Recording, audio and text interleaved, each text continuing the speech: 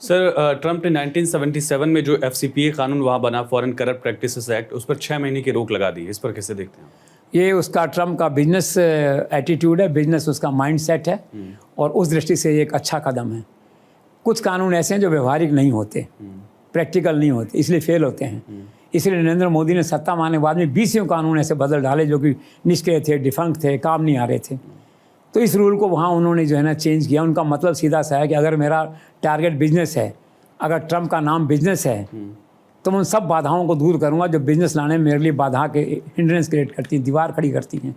और ये सबसे बड़ा काम ये था कि भारत में अगर आप धंधा करते हो और बिना पैसे अगर आप काम करते हो, उनका जो वहाँ का उस तरह का, तो कैसे काम होगा? ठीक है। तो फिर उन्होंने कहा कि ठीक है, पैसे दो और ठेके लो, ये क्लियर कर दिया उन्होंने जो है। और इस कानून को 6 महीने के लिए उन्होंने स्थगित कर दिया। अब क्या है कि वहाँ का अटॉर्नी जनरल रिव्यू करेगा, मुझे लगता नहीं कानून कोई बाहर आ पाएगा। This is over. और फैक्ट है ये, अगर आपको बिजनेस करना है, यू हैव टू प्रैक्टिकल जो है, पैसे कहीं देने हैं, किसी देश में देने पड़ेंगे, अगर आपको कॉन्ट्रैक्ट लेना है, अगर देने पड़ते हैं तो। और ट्रंप ने प्रैक्टिकल अप्रोच अपनाई है। अब क्या है कि इसका चर्चा इस तरह से हुआ कि इसका जो इमीडिएट बेनिफिशरी है वो अडानी ग्रुप है।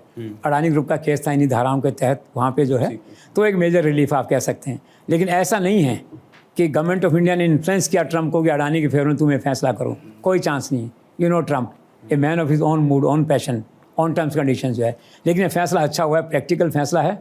और संसार के कुछ और देशों में अगर ऐसे कानून बने हुए हैं जो विदेशों से बिजनेस लाने में बाधा पैदा करते हैं, तो तुरंत उनको हटाया जाना चाहिए, अगर आपको बिजनेस चाहिए तो।